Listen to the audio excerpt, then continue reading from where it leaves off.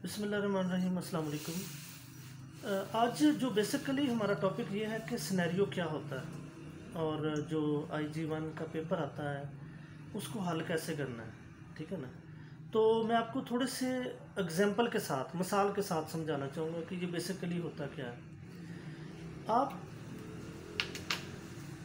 एक मिसाल हम सबसे पहले समझने लगे हैं कि आप एक सेफ्टी ऑफिसर हैं, आपकी ड्यूटी लग गई है ये सामने ख़याम होटल में, ठीक है, आपको जॉब मिल गई है, एज ए सेफ्टी ऑफिसर आपकी जॉब लग गई। अब होता ये है कि आप रिपोर्टिंग टू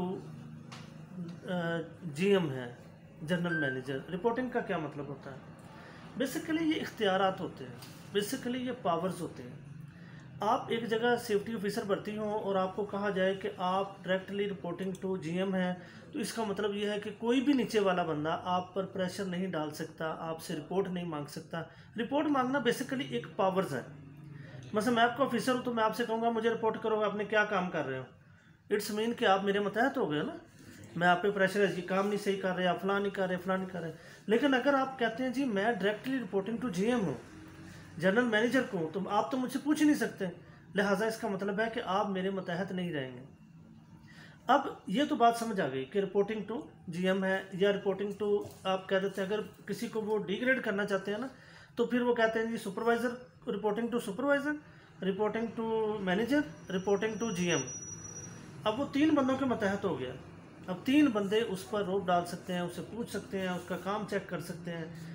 अच्छा, अब आपको जो हम सिनेरियो देख रहे हैं, सिनेरियो बेसिकली एक कहानी है, एक वाक़या है, ठीक है।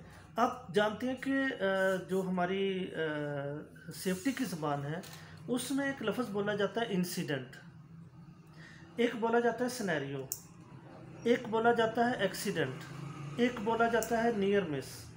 इनमें थोड़ा सा फ़र्क समझना बहुत ज़रूरी है कोई भी काम करने से पहले। जो सिनेरियो है, सिनेरियो दरअसल एक वाक़या है, एक कहानी है, एक वक़ूआ है जिसकी आपने एक रिपोर्ट बनाई है, जिसके बारे में आपने कोई इन्फॉर्मेशन दी है। इसमें दोनों तरफ की इन्फॉर्मेशन है, हादसा से पहले की भी, हालात व वाक़यात क्या थे, और हादसा होने के बाद की भी। ये पूरा एक मुकम्मल जो सिस्टम है इसको सिनेरियो कहा जाता है।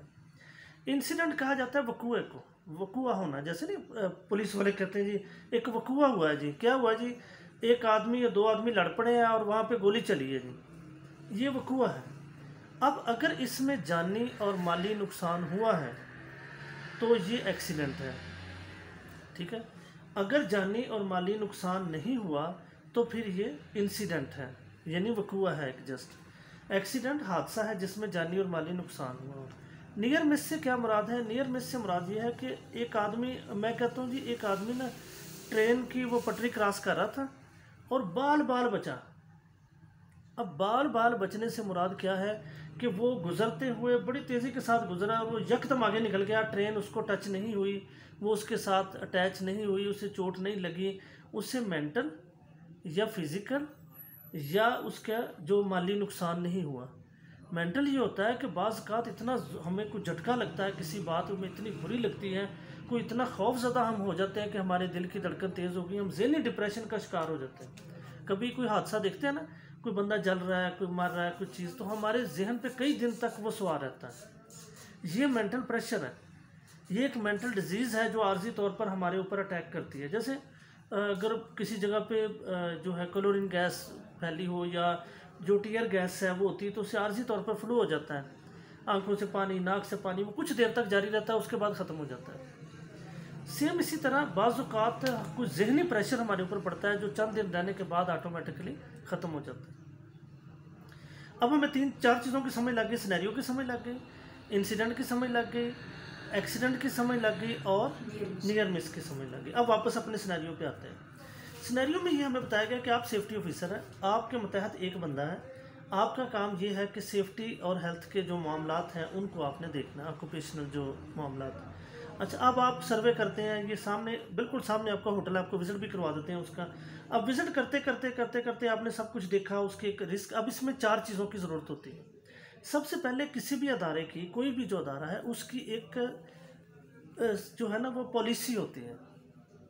पॉलिसी क्या चीज़ होती है? पॉलिसी एक हमारे जैसे अखबार वाले हैं, जैसे एक मुस्लिम लीग नून वाले हैं, पीटीआई वाले, इनकी अपनी अपनी पॉलिसीज़ हैं, एक पॉलिसी बनाई होती है। लेकिन हम क्योंकि सेफ्टी वाले, हमने सेफ्टी पॉलिसी की सिर्फ बात करनी है कि हेल्थ एंड सेफ्टी पॉलिसी क्या है, हेल्थ एंड सेफ्टी पॉलिसी में और एक डॉक्यूमेंट में क्या फ़र्क है। हम एक डॉक्यूमेंट बना के रख लेते हैं, वो पॉलिसी नहीं है। पॉलिसी तब बनेगी जिस वक्त वहाँ का मोस्ट सीनियर जो अथॉरिटीज़ हैं वो उस पर सिग्नेचर भी करेंगे, उसे ओन भी करेंगे। मिसाल के तौर पर वो कहते हैं जी सेफ्टी फर्स्ट, कि सबसे पहले हम जो है ना वो सेफ्टी का ख्याल रखते हैं, तो उसमें हम सेफ्टी, पहले सेफ्टी की बात करेंगे फिर कोई और बात करेंगे, ये हमारी पॉलिसी बन जाती है। हम कहेंगे कि हर जो हमारा मुलाजिम है उसकी भी और जो हमारे ग्राहक आ रहे हैं उनकी ज़िंदगी हमें अपने बिज़नेस से ज़्यादा अजीज़ है, लिहाजा हम अपने बिज़नेस को साइड पे रख देंगे, लेकिन उनकी जान माल का तहफ़्फ़ुज़, सेफ्टी का तहफ़्फ़ुज़ वो हमारी ज़िम्मेदारी है, हमारी पॉलिसी है।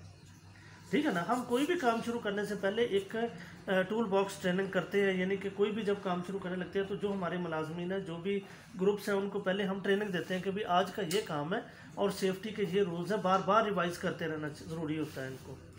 अच्छा जी, अब हुआ ये कि हमारा रूटीन में चल रहा था, हमारी सेफ्टी पॉलिसी जो है वो तैयार नहीं थी। दूसरी अहम चीज़ जो होती है किसी भी इंडस्ट्री के लिए वो होती है एक्सीडेंट एंड इन्वेस्टिगेशन बुक। पहले एक्सीडेंट बुक होती है, बाज़ लोग उसको इकट्ठा रख लेते हैं, इन्वेस्टिगेशन भी साथ ही कर, बाज़ लोग उसको अलग सेपरेट रख लेते हैं। हर अदारे की एक एक्सीडेंट बुक होनी बहुत ज़रूरी है, ठीक है, जहाँ पे कि अगर कोई हादसा हो, नियर मिस हो, हम उसको लिखते हैं। लिखते क्यों है? ताकि नया आने वाले सेफ्टी ऑफिसर्स, या जब हम पॉलिसी बनाने लगते हैं, या जब हम रिस्क असेसमेंट करने लगते हैं, या जब हम अपनी सेफ्टी के बारे में प्लानिंग करने लगते हैं, तो हमें अंदाज़ा हो जाता है कि यहाँ पे क्या हुआ था। सबसे पहली बात, जितनी भी थर्ड वर्ल्ड कंट्रीज़ हैं, जितने भी गरीब ममालिक हैं, उनके गरीब होने की सबसे बड़ी वजह यह है कि वो बेईमान हैं। हम अपने साथ बेईमान हैं, हम अपने साथ बेईमानी करते हैं। हमें पता लगता है कि एक बंदा जो है बाल बाल बचा है, हम उसको नहीं लिखते, हम ये शो करने के लिए कि हमारी तो जनाब सेफ्टी बड़ी आला है। हमारे पाकिस्तान का स्टैटिक सर्वे कोई नहीं है सेफ्टी के बारे में, तो ये हम सबसे पहले तो सेफ्टी सर्वे करेंगे। अच्छा, अब इन्वेस्टिगेशन एक्सीडेंट बुक बनानी ज़रूरी है, वो हम चेक करेंगे हमने बनाई कि नहीं बनाई। बनाई है तो भी ठीक है, नहीं तो भर्ती तो आप हो ही गए हैं, ठीक है। अच्छा, अब हुआ ये है, सिनेरियो ये है कि आप सेफ्टी ऑफिसर हैं, आप डायरेक्टली रिपोर्टिंग टू जीएम है, आपका अदारा 2 हिस्सों पर मुश्तमिल है। ये जो हमारे सामने क़याम होटल जो है, पीछे बड़ा होटल है, उसके सामने ये उनका ओपन स्पेस है, ये उससे फासले पे है। आप यहाँ पर सेफ्टी ऑफिसर हैं और यहाँ पर आपने आते ही चार्ज संभाला, आपने उसकी रिस्क असेसमेंट की या नहीं की। जैसे पॉलिसी ज़रूरी थी, एक्सीडेंट बुक ज़रूरी थी, इसी तरह एक रिस्क असेसमेंट बहुत ज़रूरी होती है किसी भी अदारे के लिए। अगर नहीं तो आप खुद कर लें, आम तौर पे वो थर्ड पार्टी करवाई जाती है, क्योंकि वो उसकी कई वजूहात होती हैं, वो आगे डिटेल में जब हम IG2 को पढ़ेंगे ना फिर उसमें समझेंगे। अच्छा, अब मकसद ये है कि आपने ना तो रिस्क असेसमेंट की, ना सेफ्टी पॉलिसी बनाई, ना ही एक्सीडेंट बुक है आपके पास, ना इससे पहले कभी आपने देखी बनी हुई, या ये इस सिनेरियो की बात कर रहा हूँ, ये भी हो सकता है कि बनी हो, वो अलग सिनेरियो होगा। अच्छा, अब हुआ ये है कि रात 7:35 पर एक आपके जहाँ से वो केबल जा रही थी ना, सारी बिजली की तारें जहाँ से आप सप्लाई कर रहे हैं, क्योंकि यहाँ बहुत बड़े बड़े पंखे लगे हुए हैं, लाइटें लगी हुई हैं, वहाँ पर कोई बच्चा छोटा सा खेलता हुआ गया और उसने उसको जाके हाथ मार दिया उसकी तार को। अब वो तारें जो हैं वो बच्चे को भी करंट लगा है, और दूसरे नंबर पर यह हुआ कि वो तारें जो बच्चा गिर गया ना उनके ऊपर, तो वो तारें आपस में जुड़ने की वजह से शॉर्ट सर्किट हुआ है, जिसकी वजह से वहाँ पे आग लग गई। जानी नुकसान नहीं हुआ, बच्चा भी बच गया और मज़ीद, लेकिन माली नुकसान हुआ है, वहाँ पे आग लगी है, बदमज़गी हुई है। एक बात ज़हन में रखिएगा कि हादसे से सिर्फ वो नुकसान एक डायरेक्ट कॉस्ट है कि इनडायरेक्ट कॉस्ट है, आपने पढ़ी है वो पहले चैप्टर में। डायरेक्ट कॉस्ट वो जो हमें नज़र आ रही है कि जनाब 2 तारें जली हैं, बच्चे को हॉस्पिटल लेके गए हैं, उतना ट्रीटमेंट हुआ है, फलां, ये डायरेक्ट जो हमारा खर्चा हुआ है। इनडायरेक्ट कॉस्ट में सबसे बड़ी चीज़ हमारी बिजनेस रेपुटेशन होती है। उसके बाद अब कोई भी बंदा अपने बच्चे को लाते हुए पहले सवाल पूछेगा कि अब तो कोई ऐसा मसला तो नहीं कि बच्चा कोई हमारा ज़ख्मी हो जाए। रेपुटेशन जो है वो बहुत बड़ी चीज़ होती है। फिर बिजनेस लॉस हो गया, 3 दिन होटल बंद रहा है, गवर्नमेंट इन्वॉल्व हो गई, मीडिया इन्वॉल्व हो गया, फलां हो गया, फलां हो गया। अच्छा, अब ये हुआ कि ये बेसिकली सारी फर्जी कहानी मैं आपको समझने के लिए पढ़ा रहा हूँ, सचमुच ऐसा कोई हादसा नहीं हुआ, ठीक है, ये जस्ट समझने के लिए हम कर रहे हैं। अच्छा, अब उससे ये हुआ कि वो हो गया रूनमा। अब बच्चे को हॉस्पिटल लेके जाना पड़ा, जो माली नुकसान हुआ उसके लिए इलेक्ट्रिशियन टीम आई, फलां आई, सिविल डिफेंस को इन्फॉर्म करना पड़ा, फलाने 1122 को इन्फॉर्म करना पड़ा, ये सारे अदारे जो हैं इन्वॉल्व भी हो गए। अब इसमें उसके बाद जो है आप अपने जीएम के पास जाते हैं और आप कहते हैं कि मैंने सर आपको पहले भी कई बार कहा है कि सेफ्टी के ऊपर, ये सिनेरियो में लिखा हुआ कि मैंने पहले भी कई बार कहा है कि आप सेफ्टी के ऊपर कुछ इन्वेस्टमेंट करें। मैंने आपसे कहा था कि हमारे पास एक तो ये जो मैंने एक फर्जी रिस्क, सिंपल सी रिस्क असेसमेंट करके मैंने बताया था कि ये जो तारे हैं इनको सेव किया जाए, इनके आगे कोई बाड़ लगा दी जाए, कोई चीज़ लगा दी जाए ताकि कोई बच्चा को बड़ा ना जा सके उधर। दूसरे नंबर पर यह है कि मैंने आपको समझाया था कि इसमें जो फायर एक्सटिंग्विशर होने चाहिए हमारे पास, इसके बाद फायर ब्लैंकेट होना चाहिए कि जैसे आग लगी थी तो हम अगर कुछ चीज़, बंदा कुछ फंसा होता तो हम फायर ब्लैंकेट या फायर जो क्लॉथ होती है, जो पूरे लिबास भी होता है फायर का, वो पहन के हम आग के अंदर जाके उसको निकाल सकते थे। अच्छा, अब इस तरह की चीज़ें आपने फिर उनको बताया कि यहाँ पे किस किस्म का फायर एक्सटिंग्विशर होना चाहिए, मास्क होने चाहिए, गैस मास्क, जब धुआं फैल जाता है बहुत ज़्यादा तो उस वक्त आप मास्क लगा के जा सकते हैं, वरना तो वो धुआं फ़ौरन हमारे अंदर जाएगा तो जो है वो खांसी शुरू हो जाएगी और फिर बहुत तकलीफ़ हो जाए, बंदा वैसे भी होचो के गिर जाता है। इस तरह की चीज़ें जो आपने उनको लिस्ट बना के दी थी वो भी उन्होंने नहीं की, बल्कि जीएम साहब ने ये कहा कि यार आप बिज़नेस की तरफ ध्यान दो, हमें इन चीज़ों की इतनी नहीं परवाह, कभी भी हादसा नहीं हुआ, ना हमने कभी सुना है हमारे कभी हादसा हुआ, तो आप परवाह ना करें, ये चीज़ें खर्चा बहुत ज़्यादा होगा तो हम इन पे खर्चा करने को तैयार नहीं। ये सिनेरियो में बता रहे हैं। अब जब कि हादसा हो गया, गवर्नमेंट ने भी उनको चालान बना के भेज दिया, सिविल डिफेंस वालों ने 1122 ने भी भेज दिया, सब ने कर दिया, तो अब वो इस पर खर्चा करने को तैयार हैं और आपकी बात सुनने को तैयार हैं। ये था सिनेरियो। अब इसमें एक कहानी है जस्ट, ठीक है। अब इसमें आपको वो सवाल क्या पूछेगा, जैसे पहले चैप्टर में सवाल था कि जो हमारी रीज़न्स हैं कि हम क्यों सेफ्टी पर हमें अमल करना चाहिए। अब आप एक मीटिंग कॉल करके उन्हें बताते हैं कि क्यों ज़रूरी है सेफ्टी और हेल्थ पर, जो हमने सेफ्टी मेजर्स तय करने हैं, जो हमने उस पर रिस्क असेसमेंट करनी है, जो एक्सीडेंट बुक बनानी है, क्यों ज़रूरी है। इसके ज़रूरी होने के लिए आपको याद होगा कि अगर आपने पढ़ा है तो आपके 3 वजूहात उन्होंने बताई हैं। सबसे पहली है मॉरल रीज़न, याद है? मॉरल रीज़न का मतलब क्या है कि अखलाकी वजूहात। अब वो सवाल में आपसे पूछ सकता है कि मॉरल रीज़न क्या है, क्या थी। आप अपनी मीटिंग कॉल करें और उनको बताएं कि मॉरली तौर पर क्यों ज़रूरी है हेल्थ और सेफ्टी को नाफज करना। या ये सवाल आ सकता है, या ये सवाल आ सकता है कि what are the legal reasons, ठीक है, why we should manage health and safety. क्या लीगल रीज़न है, हमें क्यों ज़रूरी है हेल्थ और सेफ्टी को मैनेज करना, ठीक है ना। अब या फिर वो उसके बाद, अब जैसे फाइनेंशियल रीज़न पूछ सकता है, तीसरी फाइनेंशियल रीज़न है, मॉरल, लीगल और फाइनेंशियल रीज़न में पूछ सकता है। अब फाइनेंशियली तौर पर आप जानते हैं कि हादसा जो है उसकी कॉस्ट होती है, खर्चा होता है। इवन आप ये देखते हैं ना कि जी मैं मतलब एक बंदा मुझे कहता है कि जी यहाँ से ये जो बुक मिल रही है ना, वो जब हम इंग्लिश लैंग्वेज क्लास की शुरू की तो वो कहने लगा जी आप अगर वहाँ चले जाए ना मीरपुर बाज़ार में तो वहाँ पर आपको ये सस्ती मिलेगी। मैंने कहा कितनी सस्ती मिलेगी? वो जी आपको 20-30 रुपये कम मिल जाएगी। मैंने कहा जी देखिए हम 20 रुपये बचाने के लिए 100 रुपये का पेट्रोल भी लगाएंगे, हम 20 रुपये बचाने के लिए हम उसके बाद जो हमारा टाइम की ज़ाया होना है, टाइम कॉस्ट मनी, टाइम की भी तो वैल्यू है ना, टाइम भी पैसे का है हमारा। आप एक डॉक्टर के 5 मिनट लेते हैं, वो 1000 रुपये ले लेता है आपसे या 2000 ले लेता है, तो हमारे टाइम की भी वैल्यू कि हम 2 घंटे तोड़ के जाएँ एक 20 रुपये बचाने के लिए, फाइनेंशियल लॉस भी हमने कर दिया और दूसरा जो अपना टाइम का लॉस भी हमने कर दिया। तो ये चीज़ें हमें मैनेज करनी पड़ती है, काउंट करना पड़ता है, अपनी ज़िंदगी को काउंट करना शुरू करते हैं कि हमने क्या खोया, क्या पाया और क्या इसकी वैल्यू है। खैर, अब ये सवाल आ सकते हैं इसमें से। अब अगर हम सेकंड चैप्टर में चले जाते हैं, ठीक है जी, तो उसमें क्या है, उसमें वो हमें पूछ सकता है कि ISO जो है, ISO 45001 जो है, उसका नफाज जो है उसकी क्यों ज़रूरत है, हमें क्यों वो करना पड़ सकता है, वो पूछ सकता है। या पूछ सकता है कि अगर हम ISO को करेंगे तो हमें क्या क्या प्रॉब्लम्स पेश आएंगे, सारे ये सवाल उसके अंदर मौजूद है। इसी तरह वो पूछ सकता है जी कि वर्क परमिट क्यों ज़रूरी है, कि अगर फ़र्ज़ करें कि बिजली में, तो अब इसमें तो वर्क परमिट का चक्कर नहीं था क्योंकि ये सिंपल था। अब वो कह सकता है कि जो है आपका सेफ्टी कल्चर के ऊपर भी आपने पढ़ा, पूरा एक उसके ऊपर मौजूद है पूरी डिटेल, कि सेफ्टी कल्चर जो है वो आप किस तरह कह सकते हैं। अब 2 तरह के सवाल आते हैं, या तो वो ये कह सकता है कि आप अगर सेफ्टी कल्चर वहाँ पे आम करना चाहते हैं तो उसके क्या तरीक़ाकार होंगे, आप क्या जो है उसमें इम्प्रूवमेंट लाएंगे। या वो आपसे ज़्यादातर ये कह सकता है कि वहाँ पर आपने देखा था कि वहाँ पर नेगेटिव सेफ्टी कल्चर था, ठीक है, तो नेगेटिव सेफ्टी कल्चर की आपको एग्जांपल्स दें कि क्यों क्यों ज़रूरी था। अब आपने करना क्या है बेसिकली, इसी तरह अच्छा चले एक मिसाल है हम दे देते हैं कि जनाब फर्स्ट एड अरेंजमेंट्स वहाँ पर नहीं थे। जब वो बच्चा ज़ख्मी हुआ है तो वहाँ पे एक बंदा जला भी है, तो 1122 में आते जो है वो तकरीबन 20-25 मिनट लग गए हैं। तो हमें क्यों वो फर्स्ट एड अरेंजमेंट्स होने ज़रूरी थे, ये आपके चैप्टर में मौजूद है। अब इसी तरह की चीज़ें जो हैं, ये सारी चीज़ें अगर आपने किताब पढ़ी है, अगर आपने किताब पढ़ी है, उसको अच्छी तरह समझा है, तो ही आप इन सवालों के जवाब दे सकते हैं, वरना आप इन सवालों के जवाब नहीं दे सकते। ठीक है, अब करना क्या है कि सिनेरियो में आपने सिर्फ वही करना है जैसे आपने मैट्रिक साइंस में किया था ना, कि वो साइंस की कॉपी बनाते हैं, तो जी मैंने एक टेस्ट ट्यूब ली, मैंने उसमें ये एसिड डाला, मैंने उसमें फलां चीज़ डाली, मैंने उसको ऐसे किया, मैंने उसको हीट किया, मैंने अब मैं डाल दी हमने। अब बुक में जो लिखा है वो लिखा है कि ये होना चाहिए।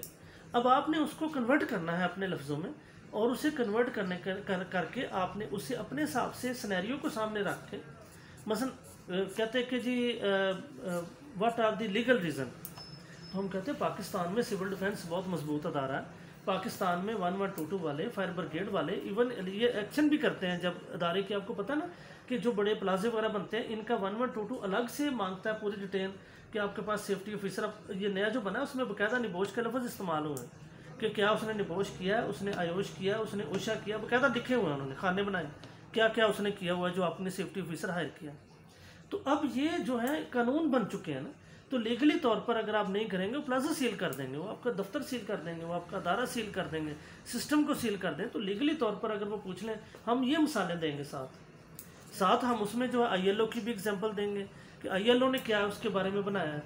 ठीक है ना, इसी तरह वो बाज़ का सवाल पूछ लेता है कि आप मालिकों से मीटिंग करें और उन्हें बताएं कि जो एम्प्लॉयर हैं, अब एम्प्लॉई और एम्प्लॉयर में फ़र्क पता है ना आपको, एम्प्लॉई वो होता है जो जॉब करता है, एम्प्लॉयर वो होता है जो जॉब देता है। ये मालिक खुद भी हो सकता है, उसका GM भी हो सकता है, उसका सीनियर कोई भी बंदा हो सकता है जो जॉब में आपको सिलेक्ट कर रहा है। तो लिहाजा एम्प्लॉयर्स रिस्पॉन्सिबिलिटी भी मौजूद है, ILO ने डिफ़ाइन की हुई है, एम्प्लॉई रिस्पॉन्सिबिलिटी भी मौजूद है, वो भी बताई हुई है उसमें। अब वो इससे मिलता जुलता सवाल भी पूछ सकता है कि जो वहाँ के एम्प्लॉई थे उनकी क्या रिस्पॉन्सिबिलिटी थी इस केस को लेकर। तो वहाँ पे वो लिख देते हैं कि जनाब रेफरेंस दें सिनेरियो का जहाँ पे ज़रूरत हो, या बाज़ का तो वो कहते हैं जस्ट बेस्ड ऑन सिनेरियो, पूरा सिनेरियो को ही जहन में रख के आपने करना। ये कौन कर सकता है? जिसने पूरी प्रैक्टिस की होगी, जिसने नहीं की वो नहीं कर सकता, जिसने पढ़ा है वो ही कर सकता है। ठीक है ना, तो अब आपको सिनेरियो की समझ तो आ गई है ना। अब हम ऐसे करते हैं कि जो पिछले सिनेरियो हैं, पिछले जो हमारे पास तकरीबन अब तो 10-20 पेपर हो चुके हैं, वो सब के जो सिनेरियो हैं वो हम लेते हैं बारी बारी। ठीक है, उनको देखते हैं, तकरीबन सेम पेपर होता है, वही बार बार सवाल हैं, बुक में से ही उन्होंने सवाल देने हैं। लेकिन अक्सर लोग जो है जिन्होंने नहीं पढ़ा होता उन्हें समझ नहीं आती। मौके पे अगर फ़र्ज़ करें कि अगर आपको पता चलता है कि जी सेफ्टी कल्चर के बारे में क्या है, नेगेटिव सेफ्टी कल्चर के बारे में क्या, तो उसके इंडिकेटर्स उन्होंने दिए हुए हैं कि ये इंडिकेटर है, ये इंडिकेटर है, ये इंडिकेटर है। अब आपको अगर कोई कहे कि यार वो इंडिकेटर दिए हुए बुक में, लेकिन आप क्या करेंगे, आप बुक खोलेंगे, इंडिकेटर दिए, आप वैसे कॉपी पेस्ट कर देंगे, उसको फेल हो जाएंगे। आपने वो नहीं, वो तो जस्ट एग्जाम्पल के तौर पर हमने लेने हैं। जैसे मिसाल है कि कहते हैं मरीज़ को चेक करने का क्या तरीकाकार है, तो मैं कहता हूँ जी सबसे पहले उसका बुखार चेक करें, फिर उसका ब्लड प्रेशर चेक करें, ठीक है जी, फिर उसके बाद चेक करें कि उसको कोई फिज़िकल पेन बज़ाहरन क्या वो कह रहा है। ये इंडिकेटर्स हैं, ये सारे इंडिकेटर्स हैं। इसी तरह जब हम अपने काम करते हैं उसके इंडिकेटर्स बुक में लिखे हुए हैं, हम उन्हीं इंडिकेटर्स को अपने मुताबिक डालेंगे तो उसे समझ आएगी कि इसको समझ आ गई। हमारी मजबूरी ये है, लास्ट में मैं आपको बात करता हूँ, हमारी मजबूरी ये है, इस वक्त ये कई ज़बानों में आ चुका है निगोश जो ना, मतलब फ्रेंच में भी हो रहा है, रशियन में भी हो रहा है, ये मेरा ख्याल है उसके बाद जो है लैटिन ज़बान में भी हो रहा है, अरबी ज़बान में भी हो रहा है, बहुत सारी ज़बानों में आ गया। तो अभी हमारे उर्दू या हिंदी वगैरह में नहीं है। तो बहरहाल उनमें और हम में ये फ़र्क है कि वो अपने ज़बान में लिख देंगे तो उनके लिए सब कुछ ठीक है, हमें उसकी ट्रांसलेशन प्रॉब्लम बनेगी। तो ट्रांसलेशन कोई ज़्यादा मुश्किल चीज़ नहीं है, आप सिंपली आजकल तो वो बोलते जाएं, अपना मोबाइल के अंदर वो रिकॉर्ड कर लेता है, कंप्यूटर के अंदर आप बोलें वो रिकॉर्ड करके उसको फौरी तौर पर ट्रांसलेट कर देगा। आप उर्दू में लिख के उसको ट्रांसलेट कर लें जहाँ पे आपको ना समझ आए, फ़ौरन ट्रांसलेशन हो जाती है। ठीक है ना, तो इस तरह भी आप कर सकते हैं। और निबोश का स्टाइल ये है कि इन्होंने पेपर को एक दूसरे को कॉपी नहीं करना आपने, क्योंकि ये जो है ना वो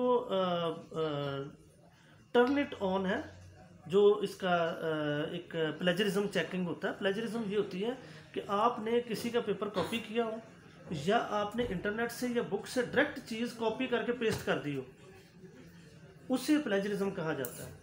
या जो आप जितने भी पेपर हल हैं जो किए हुए हैं उनमें से किसी के साथ बहुत ज़्यादा मैच कर दें, ये 20% तक वो जो है गुंजाइश दे देते हैं, क्योंकि 20% हो जाता है ना। सवाल ही एक जैसे होते हैं, कुछ चंद फिक्रे, दिस इज़ माई पेन, 3 लफ्ज़ों को लेता है। 3 लफ्ज़ अगर सेम होते हैं तो वो उनको पकड़ता है, लेकिन वो भी चेक कर लेते हैं कि कहाँ पे बात सेम लफ्ज़ होते हैं, उनको नहीं बदल सकते। जैसे ILO की स्टेटमेंट आप लिखते हैं उसे कॉमे में लिख दें, कॉमे में लिख देंगे तो वो आपके खाते में नहीं आएगी, प्लेजरिज्म में नहीं आएगी। या किसी बंदे के कोई खास कमेंट्स है तो वो लिख दें कि मतलब फलां बंदे के नाम उसके कमेंट्स है, कॉमे में डाल के उसको लिख दें, वो प्लेजरिज्म एक्ट में नहीं आते इस तरह। लेकिन फिर भी वो ये नहीं कि बहुत लंबी चौड़ी तहरीरें उनकी लिख दें, ठीक है ना। तो उसको फिर अब आप जो है वो मतलब देख सकते हैं, इस तरीके से आप कर सकते हैं। क्लोज कर